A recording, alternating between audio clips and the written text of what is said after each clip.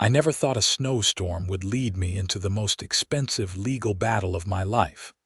But here I am, sitting in a courtroom in Burlington, Vermont, wondering how plowing a road turned into a $30,000 nightmare. My name is Campbell, and I own a small snow removal and landscaping business here in Chittenden County. I have been doing this for 15 years, ever since I got out of the Army and decided I wanted to work outdoors instead of sitting in some office pushing papers. The business has been good to me. I have 3 trucks, 2 employees during winter, and enough clients to keep me comfortable without being overwhelmed. I live in a modest house on the outskirts of town. Nothing fancy, just a 2-bedroom place with a garage big enough for my equipment. The trouble started in November of last year when I bought a second property. It was not anything extravagant, just 5 acres of land with an old cabin that needed work, located off Shelburne Road in a development called Pine Ridge Estates. The previous owner had let the place go to hell, but I saw potential. I figured I could fix it up over a few years, maybe rent it out or sell it for a profit. The property was at the end of a private access road that served 6 homes total, including mine. When I closed on the property, the realtor mentioned there was an HOA, but she made it sound like no big deal. She said they handled snow removal for the access road and collected minimal dues. I signed the papers, paid my first year's HOA fee of $300, and thought that was the end of it. I was wrong. The access road was about half a mile long, winding through pine trees from the main road up to where the 6 properties sat. It was not maintained by the town, which meant it was the HOA's responsibility. During my first few weeks there, I did not encounter any issues. The weather was still mild, and I was busy with my regular clients as the season ramped up. Then December hit us hard. Vermont winters are no joke, and that year we got slammed with storm after storm. By mid-December, we had already received over 2 feet of snow, and the forecast showed no signs of letting up. I drove up to my property one Saturday morning to do some work on the cabin and found the access road completely impassable.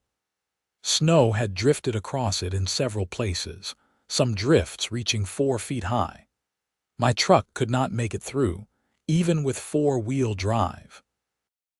I sat there in my truck, frustrated, because I had planned to spend the whole day working. I called the HOA president, a woman named Brenda Thornton. The number was on the paperwork I had received when I closed on the property. She answered on the 4th ring, her voice sharp and impatient. "What is it?" she asked. "Hi, this is Campbell. I own the property at the end of the access road. The road is completely blocked with snow and I cannot get through." "Yes, I am aware," she said. Her tone suggested I was bothering her with something trivial. "When will it be plowed?" "I need to get to my property.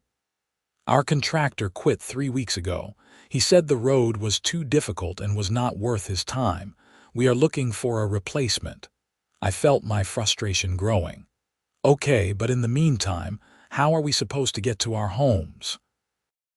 "That is not my problem," Brenda said. "If you have an issue, you can hire someone yourself."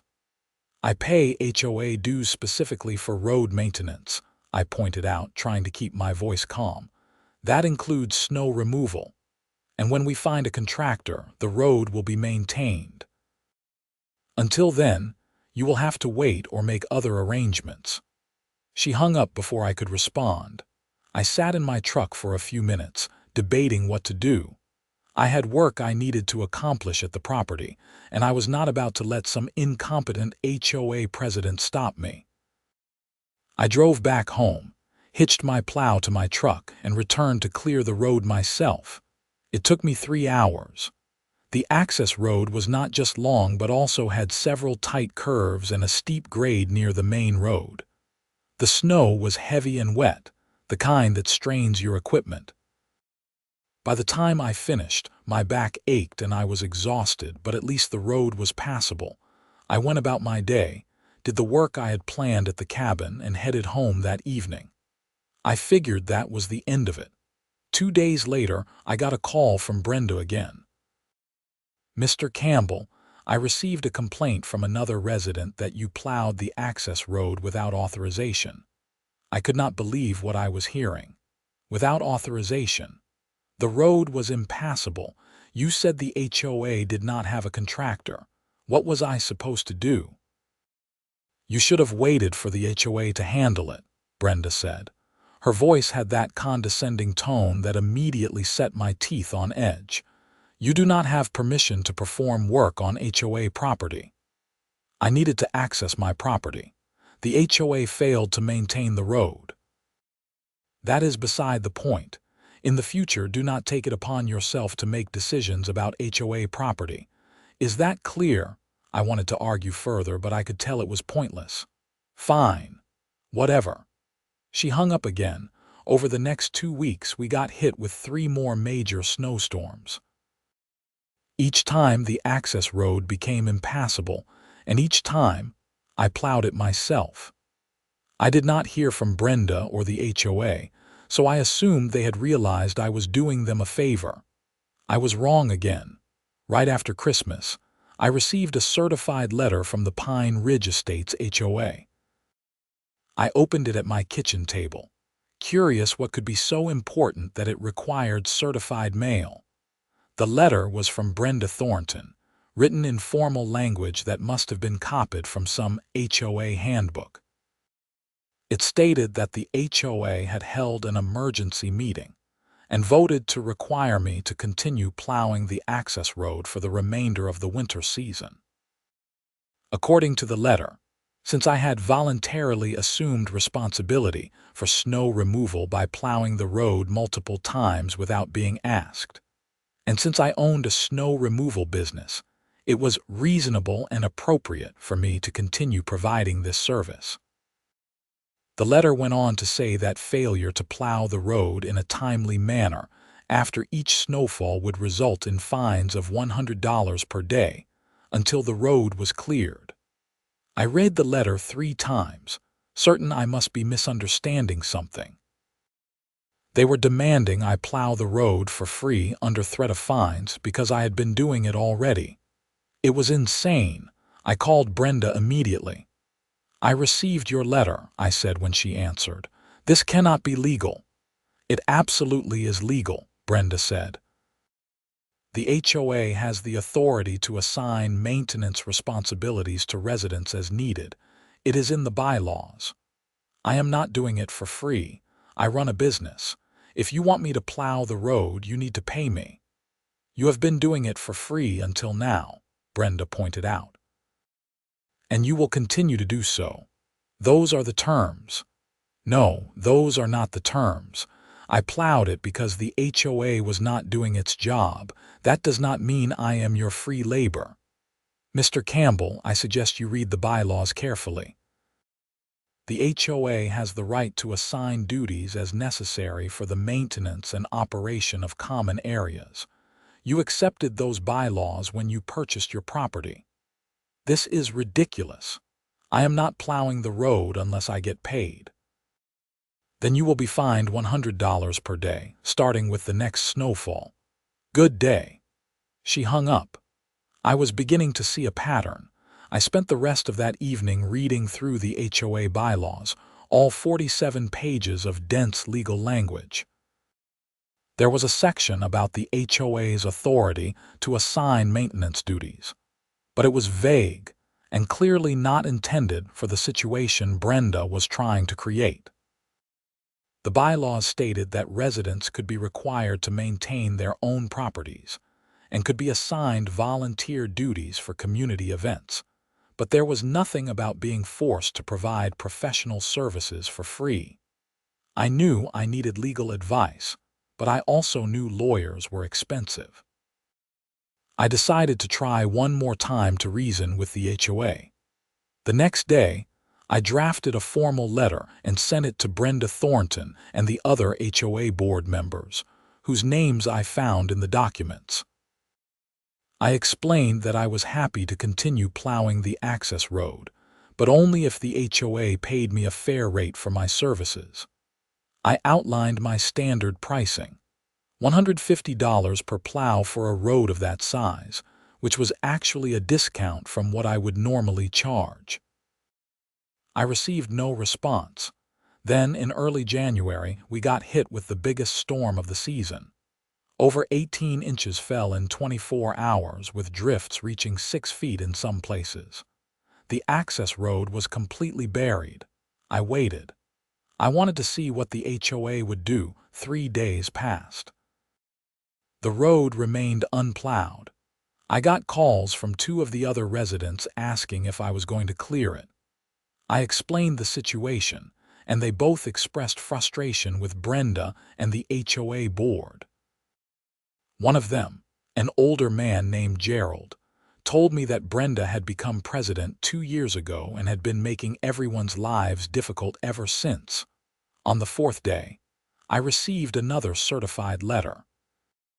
This one informed me that I was being fined $100 per day for failing to plow the access road, with the fines retroactive to the day after the storm. $400, just like that. I was furious. I called a lawyer that afternoon. His name was Marcus Brennan, and he specialized in property law and HOA disputes. His office was in downtown Burlington, in one of those old brick buildings that have been there forever. I met with him the next morning. Marcus was in his 50s, with gray hair and the kind of calm demeanor that probably came from dealing with angry clients all day. I explained the entire situation, showed him all the letters and the HOA bylaws, and waited for his assessment. "This is absurd," Marcus said after reviewing everything. "The HOA cannot compel you to provide professional services without compensation. The section they are citing in the bylaws does not support their position at all. So what do I do? You have a few options. You can refuse to plow and fight the fines, which could end up in court. You can continue plowing for free and sue for compensation afterward. Or you can plow the road, document everything, invoice the HOA, and then pursue collection when they refuse to pay. What is the best option?" Marcus leaned back in his chair. "Given that they have already demonstrated bad faith by trying to compel free labor, I would recommend the third option. Plow the road, keep detailed records of your time and expenses, invoice them at your standard rate, and when they refuse to pay, we can pursue a lawsuit for breach of contract and unjust enrichment. Will I win? I cannot guarantee anything, but based on what I see here, you have a strong case. The HOA accepted your services by not objecting when you initially plowed the road. They then demanded you continue doing so. That creates an implied contract, especially since you are a professional providing a service you normally charge for. When they refuse to pay, it becomes unjust enrichment." I thought about it for a moment. How much is this going to cost me? My retainer is $3,000. If it goes to trial, it could be significantly more, but most of these cases settle before that. And if we win, the HOA would be responsible for your legal fees. $3,000 was a lot of money, but the principle of the matter was eating at me. I could not let Brenda and the HOA board push me around like this. "All right," I said. "Let's do it." I signed the retainer agreement and left Marcus's office feeling like I had at least taken some control of the situation. Over the next 2 months, I plowed the access road 7 more times. Each time, I documented everything meticulously. I took photos before and after, recorded the exact time I started and finished, noted the weather conditions, and calculated my costs including fuel, equipment wear, and labor. I treated it like any other job, because that is what it was. After each plowing, I submitted an invoice to the HOA. $150 per service, clearly itemized and professional. I sent them via email and certified mail to ensure there was no question they had been received.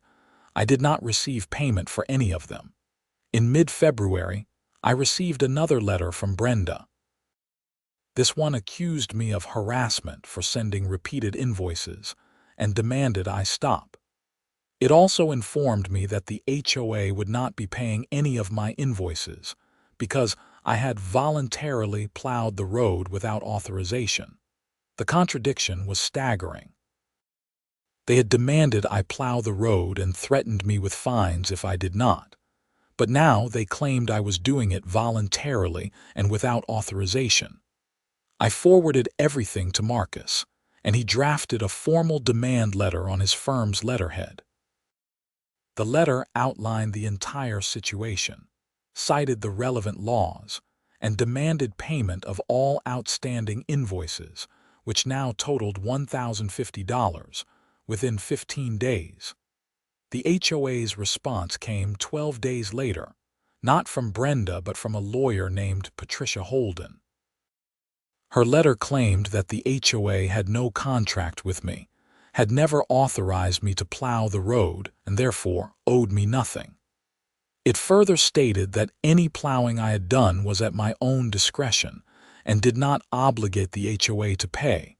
Marcus read the letter and shook his head. They are digging themselves deeper. This is clearly bad faith. Let's move forward with the lawsuit. We filed in Chittenden Superior Court in late February. The complaint laid out the entire timeline, included all the documentation, and sought payment for my services plus legal fees and punitive damages for the HOA's bad faith conduct. The HOA had 30 days to respond. Their answer came on day 29, denying everything and claiming I was trying to extort money for services no one had requested. Over the next few months, we went through the discovery process. Marcus requested all HOA meeting minutes, financial records, and communications. What we found was enlightening. It turned out that Brenda Thornton had been president of the Pine Ridge Estates HOA for 3 years. During that time, the HOA's finances had become increasingly murky. She had fired the previous snow removal contractor, not because he found the road too difficult, but because he had complained about late payments. In fact, the HOA owed him over $2,000 from the previous winter. The meeting minutes showed that Brenda had proposed assigning snow removal duties to me without compensation in a meeting where only 2 of the 5 board members were present. Those 2 members had voted in favor, but according to the HOA bylaws, a quorum required at least 3 members. The vote was not valid. Even better, we discovered that Brenda had been using HOA funds to pay for personal expenses. Over the past 2 years, she had charged over $8,000 to the HOA account, including restaurant meals, clothing purchases, and even a weekend trip to Boston. She had categorized these expenses as HOA business, but provided no documentation or receipts. Marcus was excited when he saw this. This changes everything. We are not just looking at a dispute over unpaid invoices anymore. This is misappropriation of funds, possibly fraud. What does that mean for my case? It means we have leverage. The HOA board members, if they have any sense, will want to settle quickly to avoid this becoming a bigger problem. And if they do not, we can use this information at trial to show a pattern of bad faith and financial mismanagement. We amended our complaint to include the new information and requested an audit of the HOA's finances. The judge approved the audit, and an independent accountant was appointed to review the records. The audit took 6 weeks. When the report came back, it was damning. The accountant found over $12,000 in questionable expenses, all authorized by Brenda Thornton without proper documentation or board approval. The report also noted that the HOA's reserve fund, which should have had over $30,000 according to the budget, only had $7,000. The rest had been spent without proper accounting. The other HOA board members were shocked. 2 of them resigned immediately.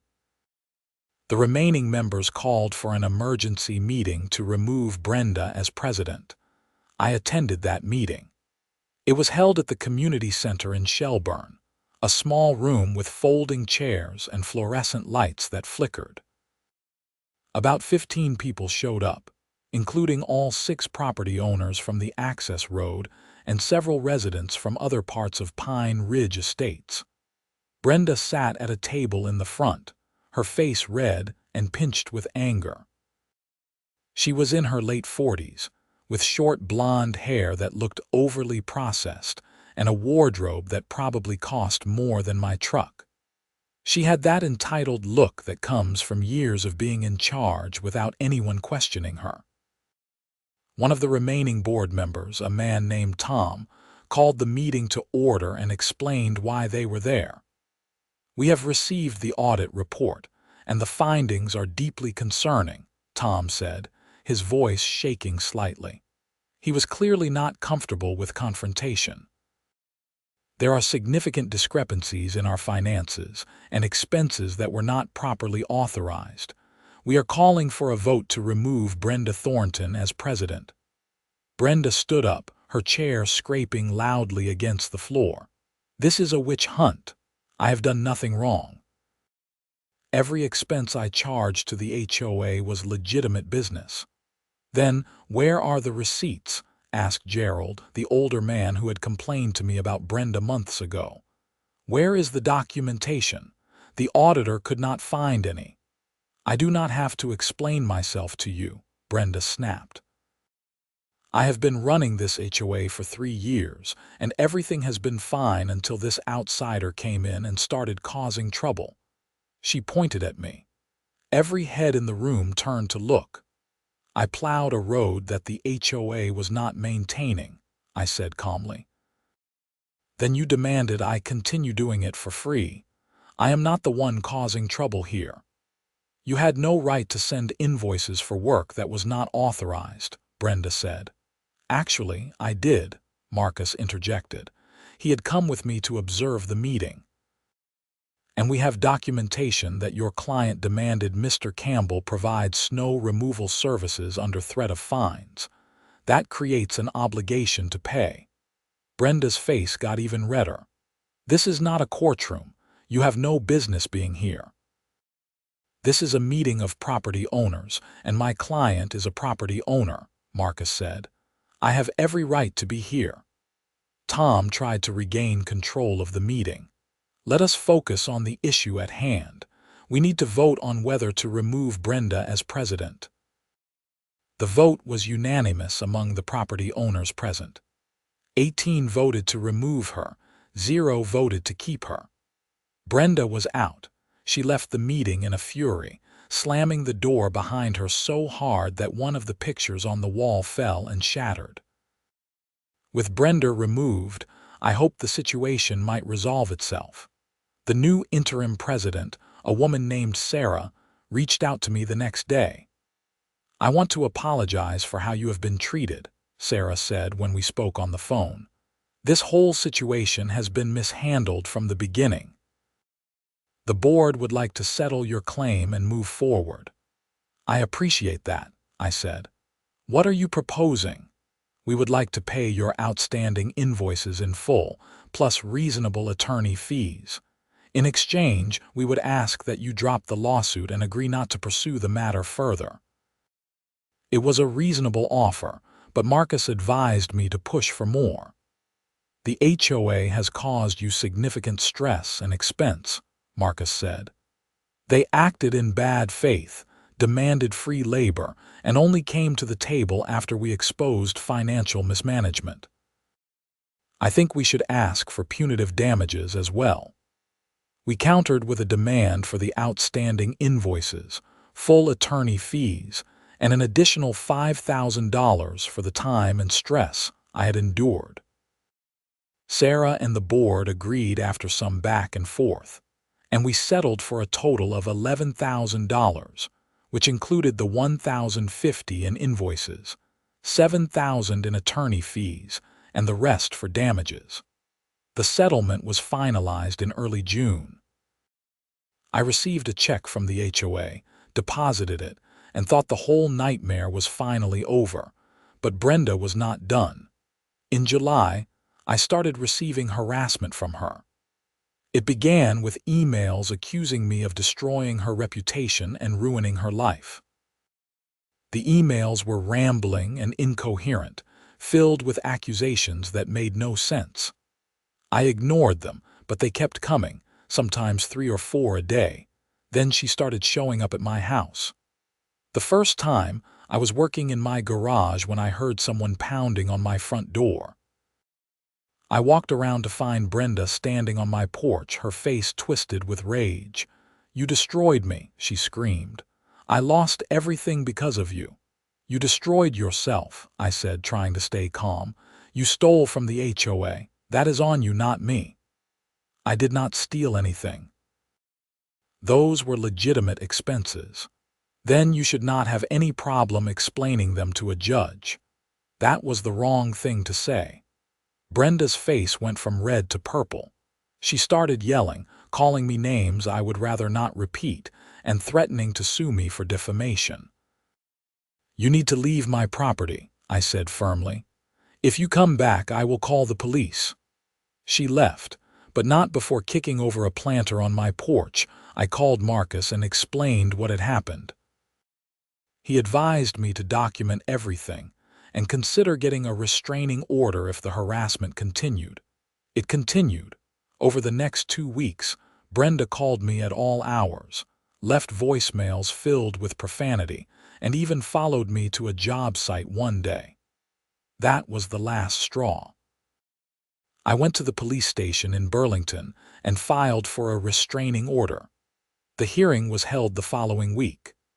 Brenda showed up and tried to argue that I was the one harassing her, but I had emails, voicemails, and even a video from my doorbell camera showing her screaming at me.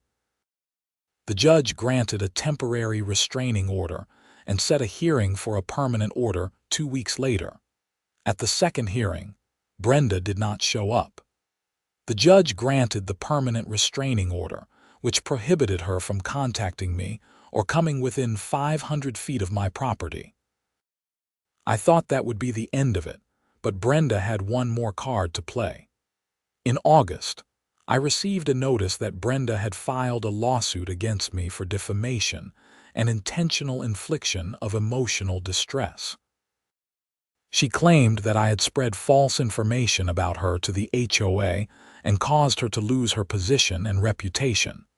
It was a frivolous lawsuit, and Marcus assured me it would be dismissed, but it still required time and money to defend. We filed a motion to dismiss, arguing that everything I had said was true and supported by documentation, and that truth is an absolute defense to defamation. The hearing on the motion was in September. Brenda showed up with a lawyer this time, a young guy who looked fresh out of law school and clearly had no idea what he was getting into. He argued that I had acted with malice and damaged his client's reputation. Marcus calmly presented all the documentation, including the audit report, the emails, the meeting minutes, and the settlement agreement. He also pointed out that Brenda's lawsuit violated the restraining order by forcing contact between us through the legal system. The judge was not impressed with Brenda's lawyer. He dismissed the lawsuit and ordered Brenda to pay my attorney fees for defending against a frivolous claim. He also warned her that any further legal action without merit could result in sanctions. Brenda stood up in the courtroom and started yelling at the judge. "This is not fair. He ruined my life. Someone has to pay." The judge, a no-nonsense woman in her 60s named Judge Carlson, was not having it. "Miss Thornton, you need to control yourself. If you continue to disrupt this courtroom, I will hold you in contempt." Brenda did not stop. She continued yelling, accusing the judge of being biased, accusing me of lying, and generally making a scene. Judge Carlson banged her gavel. "Bailiff, please escort Miss Thornton out of the courtroom. She is in contempt. I am ordering a 72-hour psychiatric evaluation." Two bailiffs approached Brenda, who tried to resist.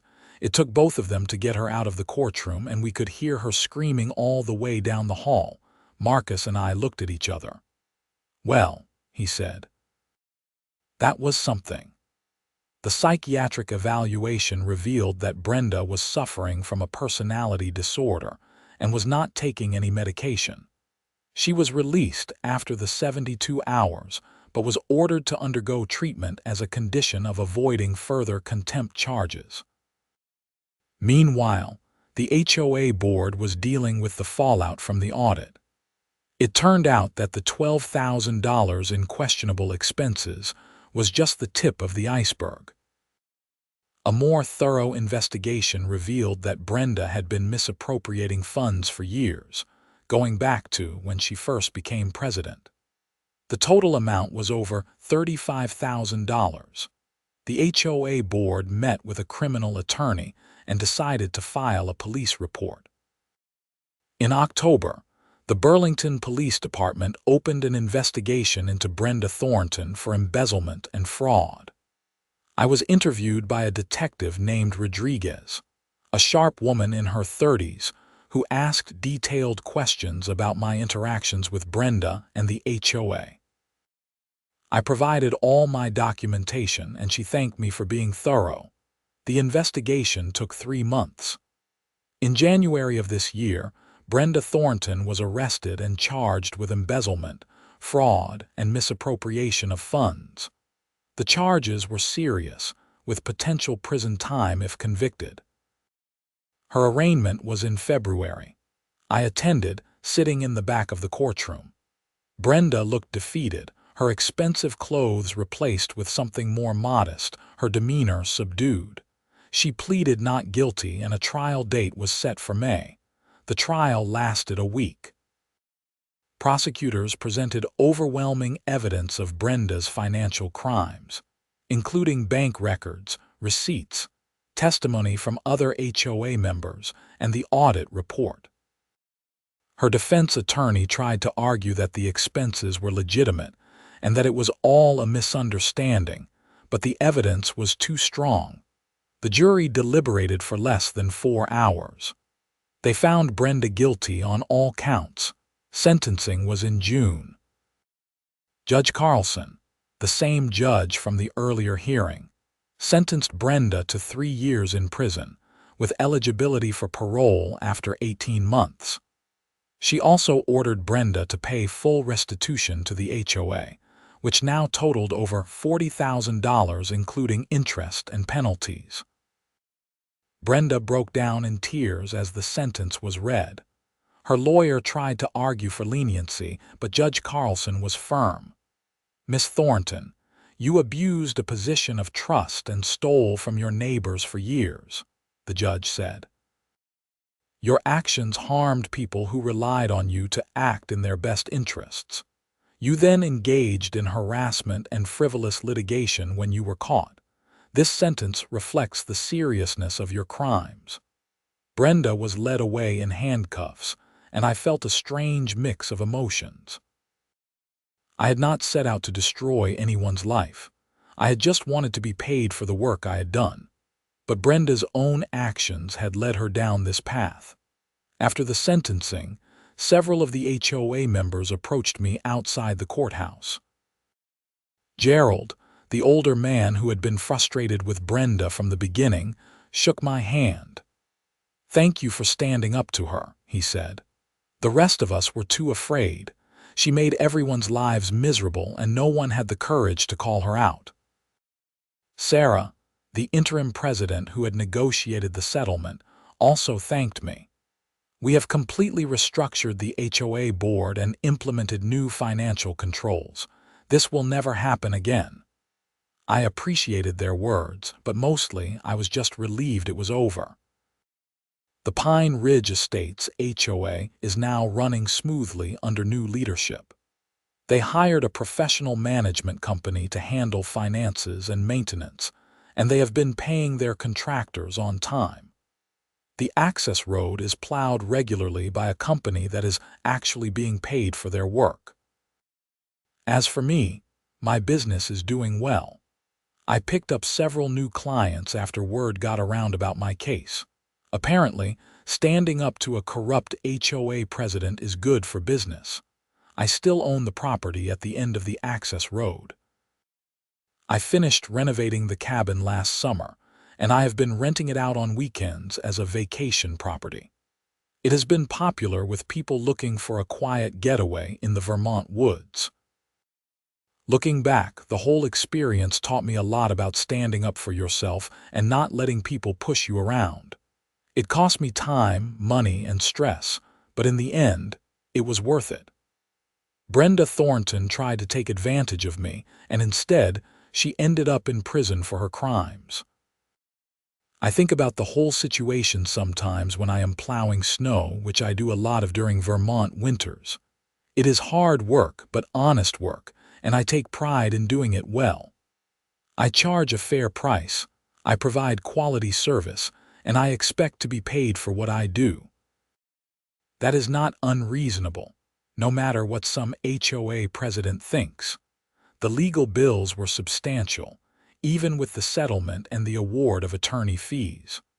All told, I probably spent close to $10,000 out of pocket by the time everything was resolved. But Marcus became a friend through the process, and he has referred several other clients to me who needed snow removal or landscaping services. The other property owners on the access road have become friendly as well. We have had a few cookouts over the summer, and there is a real sense of community now that Brenda is gone and the HOA is functioning properly. It is amazing how one toxic person can poison an entire organization, and how much better things get when that person is removed. I learned a lot about HOA law through this process, probably more than I ever wanted to know. I learned about bylaws and covenants, about fiduciary duties and financial controls, about the importance of documentation and following proper procedures. I also learned that many HOAs operate with minimal oversight, which creates opportunities for abuse by people in positions of power. If I could give advice to anyone dealing with a difficult HOA, it would be this: document everything, know your rights, and do not be afraid to stand up for yourself. HOAs can be valuable organizations that maintain property values and provide services, but they can also be abused by people with petty tyrant syndrome. The only way to stop that abuse is to shine a light on it and hold people accountable. The restraining order against Brenda is still in effect, and I have not heard from her since she went to prison. I do not know what will happen when she gets out, but I hope she has learned her lesson and will stay far away from me and from HOA boards in general. The property values in Pine Ridge estates have actually increased since the scandal broke and the HOA was reformed.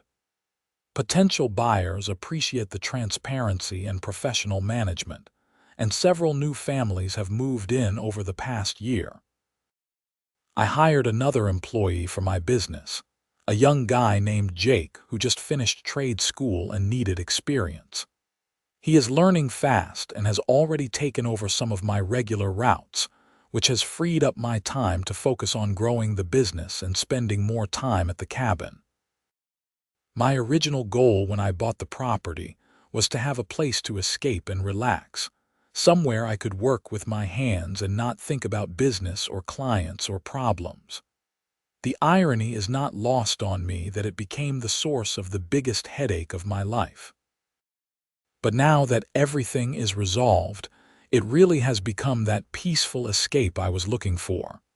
I spent last weekend at the cabin, just me and my dog, a golden retriever named Copper. We hiked through the woods, I did some fishing in a nearby stream, and I sat on the porch in the evening watching the sun set through the pine trees. It was perfect, and I did not think about HOAs or Brenda Thornton or lawsuits even once. Well, maybe once. But mostly I just enjoyed the peace and quiet, knowing that I had stood up for myself, fought the good fight, and come out the other side intact. The whole experience made me tougher and more confident, and it reminded me why I got into this business in the first place. I like working outdoors, I like being my own boss, and I like the satisfaction of doing a job well. And now, whenever it snows, I look at it differently. It is not just work anymore. It is a reminder that sometimes you have to clear away the obstacles in your path, even when it is hard and cold and exhausting, because that is the only way to move forward. Whether it is snow on a road or a corrupt HOA president, the principle is the same. Deal with the problem head-on, do the work that needs to be done, and do not let anyone tell you that you do not deserve to be paid for your labor. The access road to my property is clear now, in every sense of the word. The snow gets plowed when it needs to be plowed, by professionals who are compensated fairly. The HOA functions the way it is supposed to, serving the residents instead of enriching one person. And I can drive up to my cabin whenever I want, without worrying about impassable roads or threatening letters or harassment. It took almost a year and a half from that first snowstorm to Brenda's sentencing, but justice was served. Not just for me, but for all the residents who had been taken advantage of by someone they trusted. The money that Brenda stole is being paid back slowly through a restitution plan, and the HOA's finances are healthy again. Sometimes people ask me if it was worth it, all the time and money and stress. The answer is yes, absolutely. Not just because I eventually got paid, or because Brenda faced consequences for her crimes, but because I proved to myself that I would not back down when someone tried to take advantage of me. That is worth more than any settlement check. I still plow snow for a living. I still deal with difficult clients sometimes, and equipment breakdowns, and early mornings when it is 20 degrees below zero. But I love my work, and I love my life here in Vermont. The mountains, the forests, the changing seasons, the sense of community among people who work hard and value integrity. The cabin has become my favorite place in the world. I spend most weekends there now, sometimes alone, sometimes with friends. I finished the renovations last year, and it turned out better than I imagined. The place has character now, with exposed beams and a stone fireplace and big windows that look out over the woods. I have had several offers to sell the property, some of them quite generous, but I am not interested. This place represents something to me now beyond just a real estate investment. It represents the fight I went through to keep it, the principle I stood up for, the community I became part of. On quiet evenings at the cabin, I sometimes think about everything that happened and how different things could have been. If I had just accepted the HOA's demand to plow for free, if I had been too intimidated to fight back, if I had not documented everything so carefully. Brenda would still be stealing from the HOA. Other residents would still be suffering under her leadership, and I would have been out thousands of dollars in free labor. Instead, I stood my ground, followed the advice of a good lawyer, and let the system work the way it is supposed to. It was not always easy, and there were times I wondered if it was worth the hassle, but in the end, doing the right thing usually is worth it. The snow is starting to fall again as I write this, the first real storm of the new season. My trucks are ready, my equipment is maintained, and my schedule is full of clients who pay on time and appreciate quality work. Tomorrow morning I will be up before dawn, plowing driveways and parking lots, and yes, the access road to Pine Ridge Estates, for which I will submit an invoice and be paid promptly. That is how it should work. That is how it does work, now that Brenda Thornton is no longer in charge. And that is my story of how I ended up in the most expensive fight of my life over something as simple as plowing a road.